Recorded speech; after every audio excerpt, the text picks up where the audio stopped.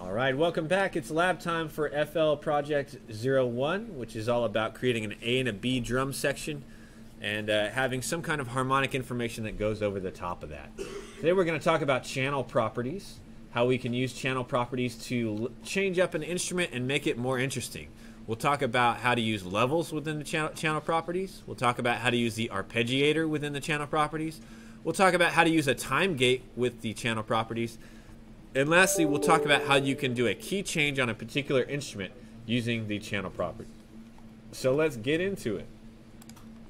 First thing that we're going to do is we're going to open up the project that we had before. I'm going to go into File and go to Open. And actually, you should see underneath Recent Projects down here, you should see all the different projects that you have been working on lately. So I'm going to open my FL1 example from our last screencast. It's a very basic setup where I have an A and a B drum section over here, my A section, my B section, and I have my harmony here listed out as well, my harmony A and harmony B. Let's see how it sounds real quick. Assuming I have volume. There we go.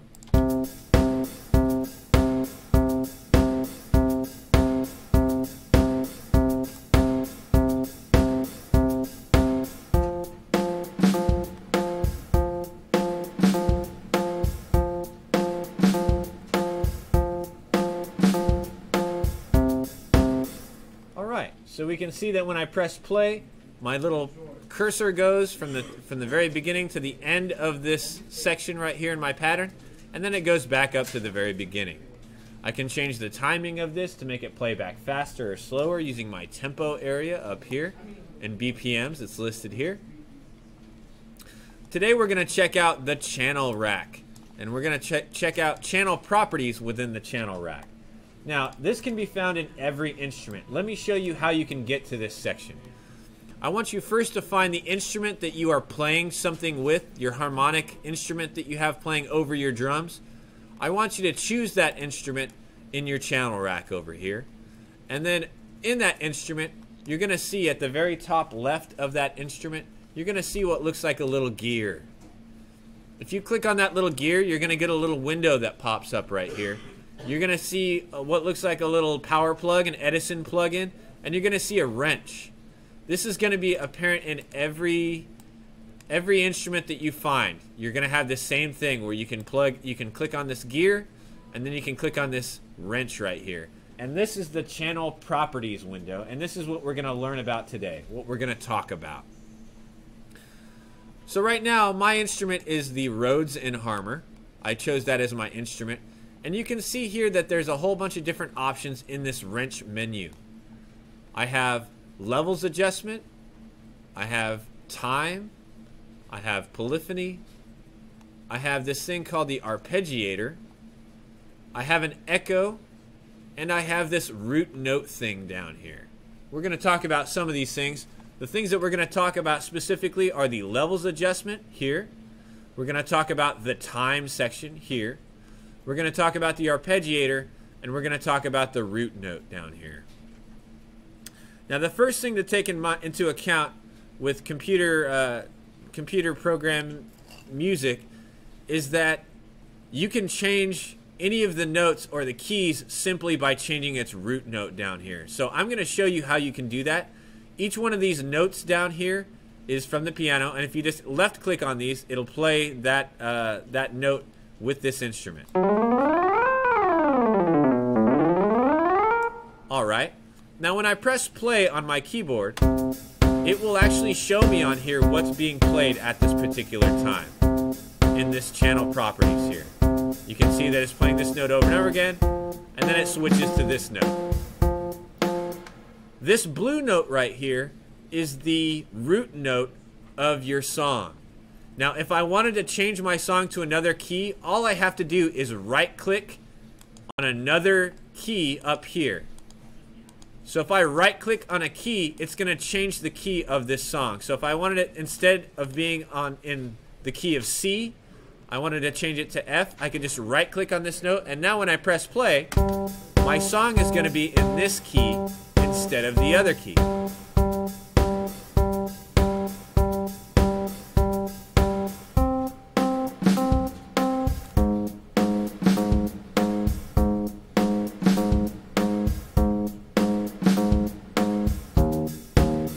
So now it is in the key of A because I right-clicked and this blue note is the key that my song is in.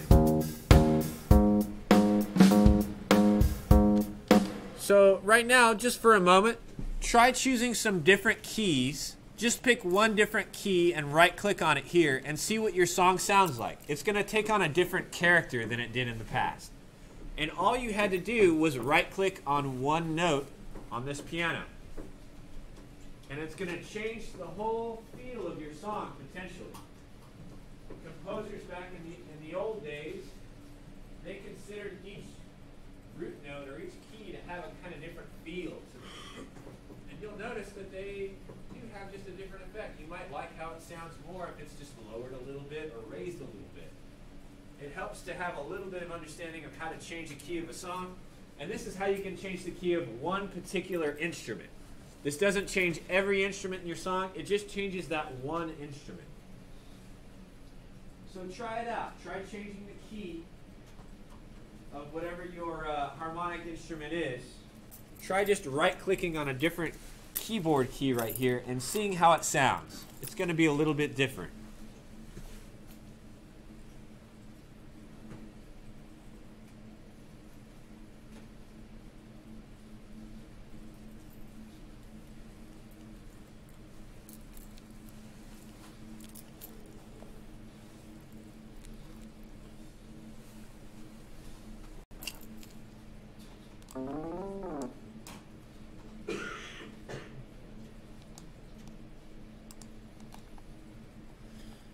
If you want to set your settings back to how they were originally, you can click on Reset right here and it will change everything back.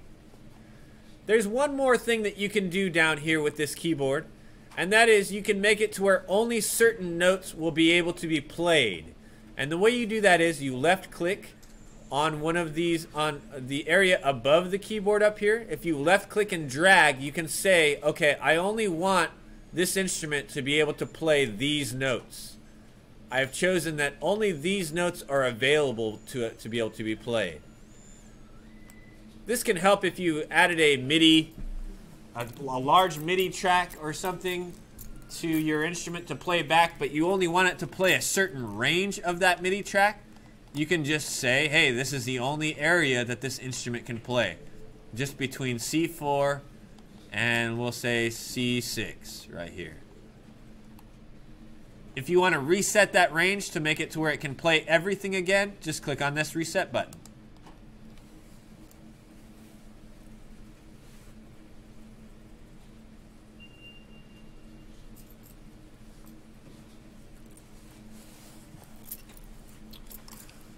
Alright, we're going to play with the arpeggiator next. The arpeggiator is a lot of fun.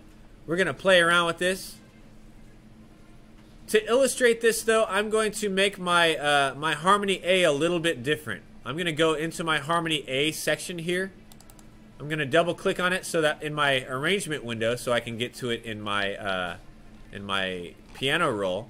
And here are my notes right here. I'm just going to take one note and make it play for a long time, just to show you how the arpeggiator works. So I have just one long note. It's just playing the C note here. It doesn't matter which note really. I'm just making it play one long note because I want to show you what this does.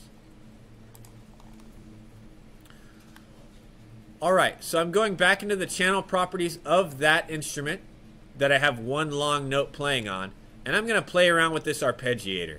Let's look at this arpeggiator and see what it can do. The first thing to take into account is this top left section right here. You've got an X, you've got an arrow up, you've got an arrow down, an arrow up and down, and you have this arrow up and down with a line above it. You also have a question mark here. These are your options of what the arpeggiator can do. If I choose the up one and I press play, let's see what it sounds like. So far nothing. Okay, nothing happened. What I'm going to do is I'm going to go to where it says chord here, and I'm going to click there, and you're going to see all these different chords that pop up. Oh man, I'm not a musician. I don't know about any of this stuff. That's all right. I'm not going to grade you off of that. All I'm going to grade you off of is that you do something creative. So go into this chord listing right here and just pick one. I don't care which one. I'm going to choose the major chord just because I like the way the major chord sounds. So under chords here, I'm going to click on major, and let's see how this sounds when I press play. Now my arpeggiator is going up. I have the up arrow selected, and I have major chord selected. When I press play, let's see what happens.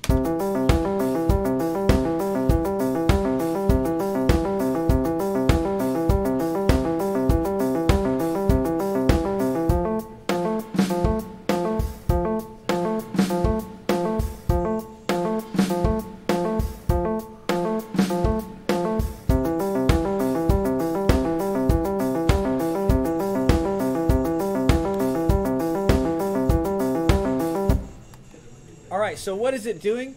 It's playing the chord, but it's just playing a note at a time of the major chord.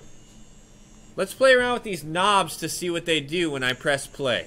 So the time knob affects how fast those notes are played through. So let me press play, and I'm going to move this time knob.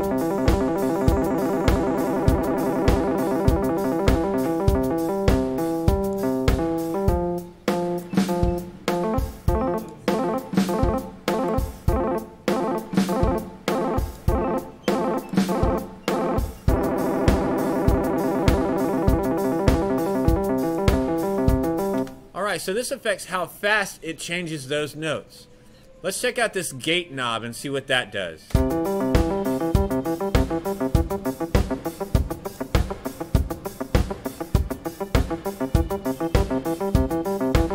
So the gate knob determines how long that note will be played each time it switches.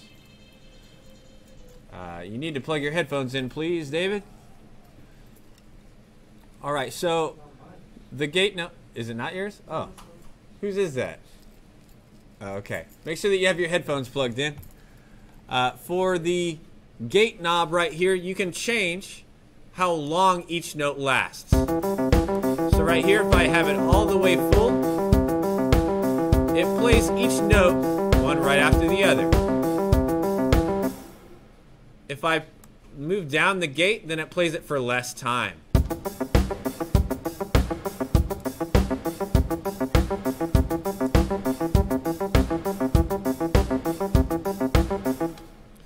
Alright, I can also make it, this is where these arrows come into play. If I press down instead, now it's going to start from the top and go down.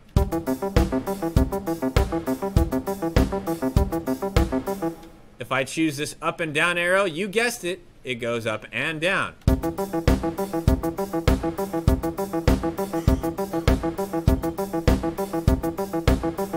And if I choose this one that has a bar on top and a bar on the bottom, it's going to play the bottom note and the top note, and then it's going to start from the top note and go to the bottom. So basically it doubles up each time. Let's listen to it. So the difference between these two is that this one doubles up on the notes on the top and the bottom, and this one just goes straight up and down.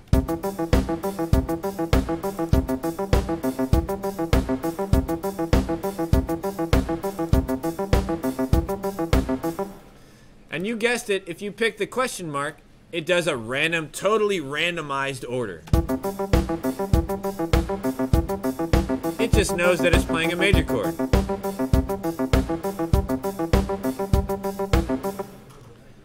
Alright, what about this range thing right here? If I change the range button, right, or if I change the scale, it can go up more than just one repeating cycle of it. It's going to go up even higher. So let me try to go onto the up arrow here. I'm going to change the range to 2, and now it's going to go up 2 octaves and then start over again. If I change this range to 3, it's going to go up to the 3rd one. My section B isn't filled out yet. I can go into my section B right here of harmony, and I'm going to take my MIDI information and just make it one long note again. Here we go.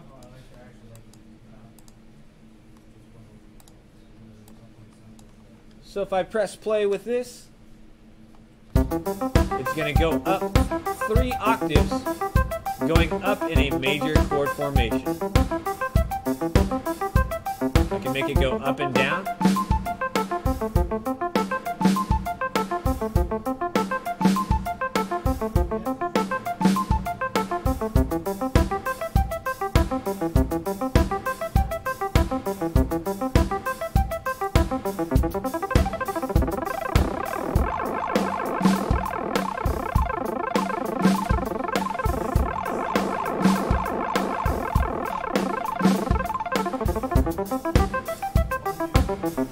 Something that's helpful to know, if you right-click on the time knob right here, you can actually set that timing to be a very specific amount of your song's tempo.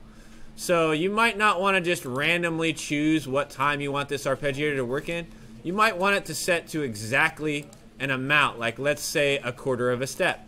Now when I press play, it's going to match up to my drums pretty well.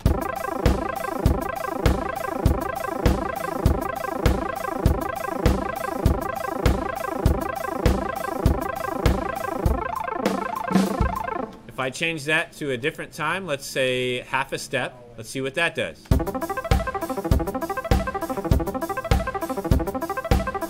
If I set it to 1 step,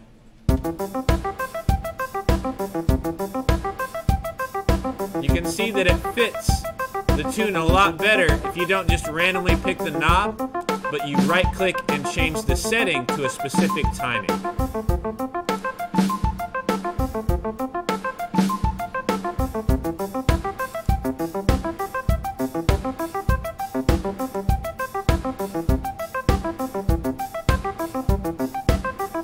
This would be something that you'd probably see in like a promo video for some kind of scientific thing.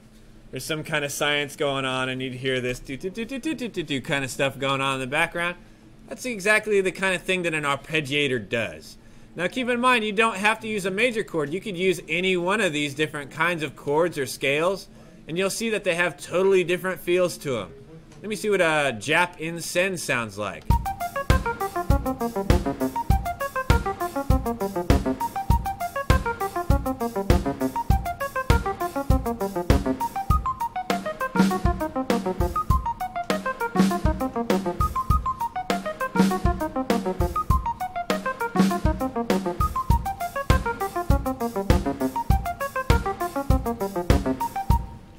Wow. I really don't know what I'm doing with music, but that sounded pretty good. I think I could probably make something out of that.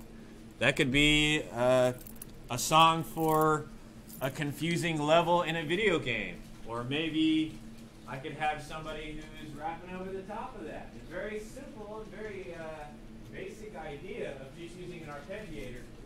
But I suddenly have all these different powers just from being able to change these few menu options. Try making something with these channel menu options. Try just applying something. It doesn't have to be the main part of your song that you have right now, but maybe you can add an instrument that just incorporates this somewhere in there. Let's talk about just a couple other things that are noted here. There's a repeat section right here, so you can have it repeat a certain number of times.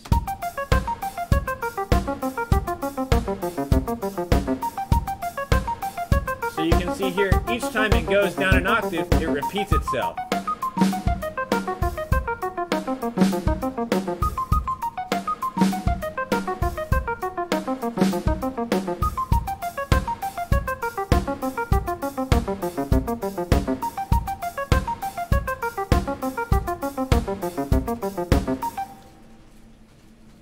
So not really hard, but what's coming out is now very interesting. In comparison to what I have written down, I have 2 notes. My harmony A and harmony B, I just have 2 notes that are playing.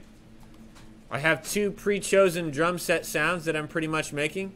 But these 2 notes are now being arpeggiated through this chord, and it makes it to where I have a lot of cool options of what it sounds like.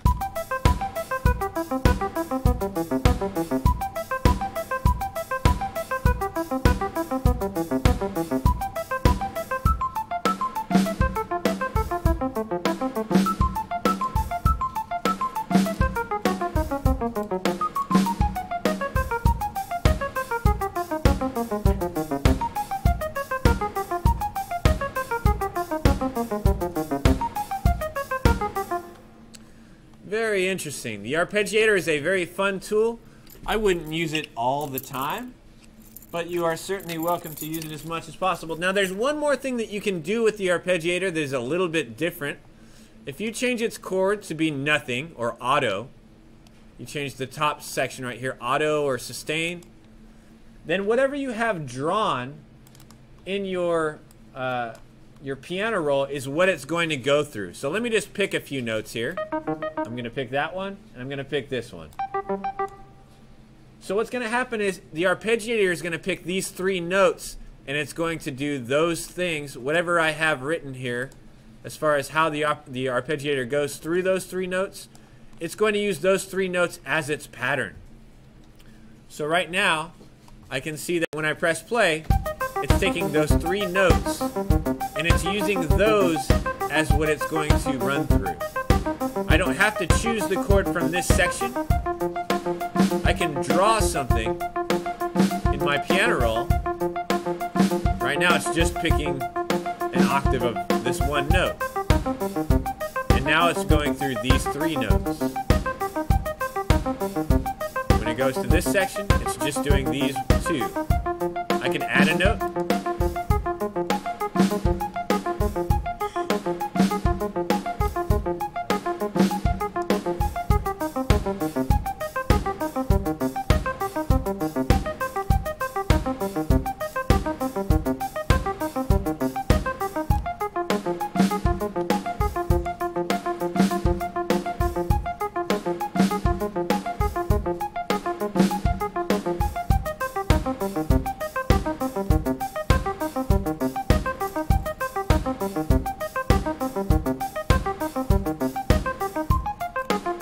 If I chose my arpeggiator and I just turned it off, you would hear what the regular pattern would sound like without this whole arpeggiator thing going on.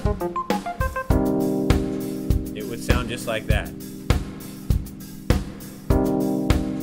I just picked three notes, and then another 3 notes. But with the arpeggiator turned on,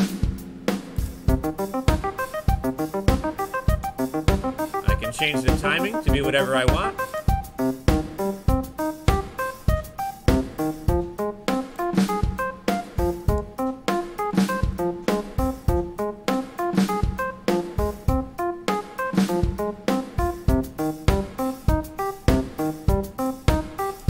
Very interesting.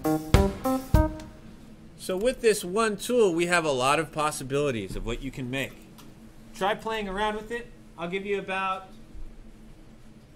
15 minutes to just kind of play around. I'm going to go and just see what you're working on, basically. I'm going to walk around and check. Yeah, try signing in and see if it works. I'm just going to kind of walk around and I'm going to just check to see what you're working on. I'd like to see what kind of things you're making. If you have any questions, I'll come up and I'll talk to you individually and see if I can help you out with whatever you're trying to make. My recommendation is that you shoot for some kind of feeling. A lot of times when you're creating things in art, there's so many possibilities that it's hard to just narrow down to one idea. So there's a few different methods of how to come up with a way to move towards a direction. One of my favorite things is thinking of a single word or thinking of a specific feeling that you're trying to invoke with your art. If you think of just a name or a word or a person's name or something like that, name your project that one word, and then try to make your project somehow reflect that word, whatever that is. It could be a word like reptile, or it could be a word like tree, or a word like nature, or a word like wind, or a word like water, or a word like Tahiti.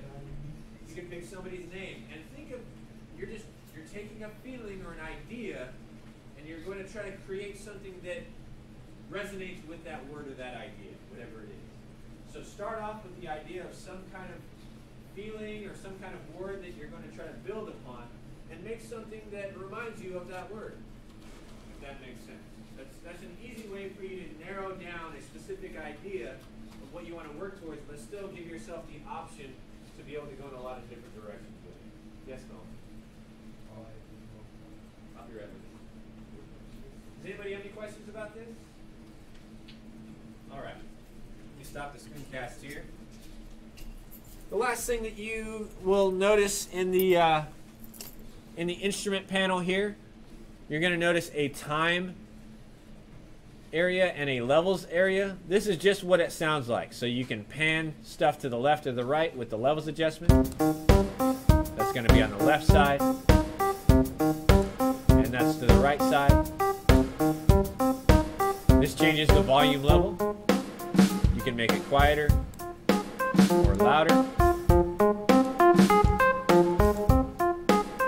On the time, you can gate your notes to where they only play a certain amount of time or the full amount. You can also swing the time of each note from here for just this one instrument. You'll recall in the channel rack, there's this swing slider up here at the very top, but this works for all of your instruments. So you only want to do this if you want to have all of your instruments have a certain amount of swing.